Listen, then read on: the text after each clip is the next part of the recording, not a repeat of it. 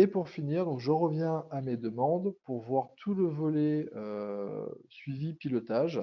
Donc tout à l'heure, je vous ai parlé notamment de la partie cartographie. Donc, dans Odonet, en standard, on intègre des outils cartographiques qui vont permettre tout simplement, au travers du référentiel que je vous ai montré, me permettre de positionner des points, des pastilles sur une carte.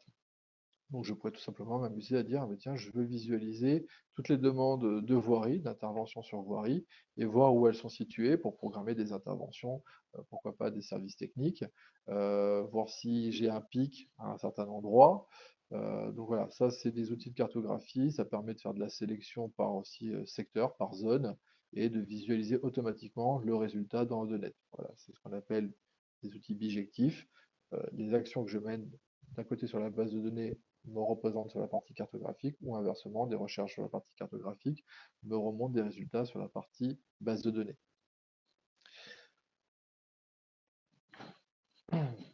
Vous allez aussi avoir à disposition des outils statistiques. Donc, on va en fait pouvoir construire des éléments de tableau de bord.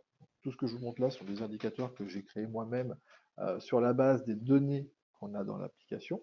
Donc, Odonet dispose d'un certain nombre de modèles de reporting, hein. Ici, on voit un compteur, j'ai un camembert, j'ai des histogrammes, etc. Alors, attendez, juste, hop, je vais enlever le filtre actif pour avoir quelque chose de l'actualiser sur la globalité des données. Voilà. Donc, mais notamment avoir une répartition des demandes par type et par sous-type. Voilà. Des indicateurs sur les demandes d'état civil. Donc, on voit ici que j'ai 26% des demandes d'état civil qui sont en statut en cours de traitement. J'ai notamment des demandes qui sont non traitées, voilà, qui sont dont le délai en tout cas de traitement est dépassé. Je peux visualiser les dernières fiches, les dernières demandes créées. Je vois également les affectations. Donc on constate d'ailleurs que j'ai un pic de demandes sur le service administratif et j'ai également un pic de demandes sur le mois en cours.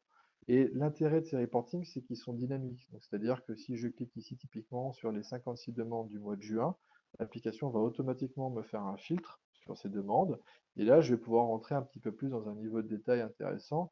Exemple, on va dire, bah, tiens, ces demandes, ok, j'en ai 56. En termes de statut, qu'est-ce que j'ai comme information? Ben, on va constater qu'au final, sur ces 56 demandes, ben, j'en ai quand même 16 qui sont en terminé et j'en ai 18 qui sont déjà transmis, donc en cours d'instruction. J'en ai 10 qui sont en cours de saisie, donc ça, c'est des demandes qu'il faudra peut-être relancer si je n'ai pas de retour. 9 en prise en charge et 3 en cours de traitement. Donc globalement, j'ai des statistiques qui sont plutôt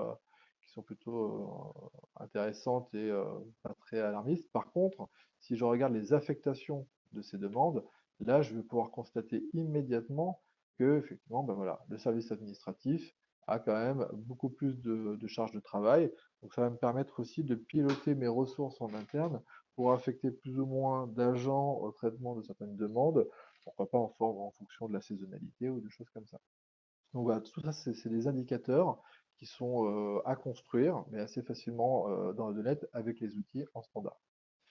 Et autre type de représentation, et je terminerai sur cette partie-là, c'est ce qu'on appelle une représentation Kanban. Donc c'est une façon de présenter et de consommer la donnée.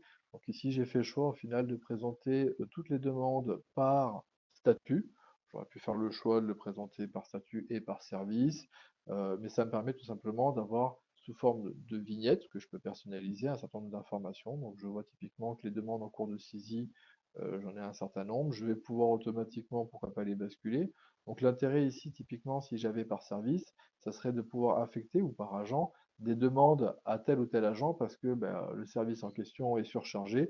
Donc je vais pouvoir ventiler, distiller entre guillemets le traitement de mes demandes pour avoir de meilleurs temps de réponse.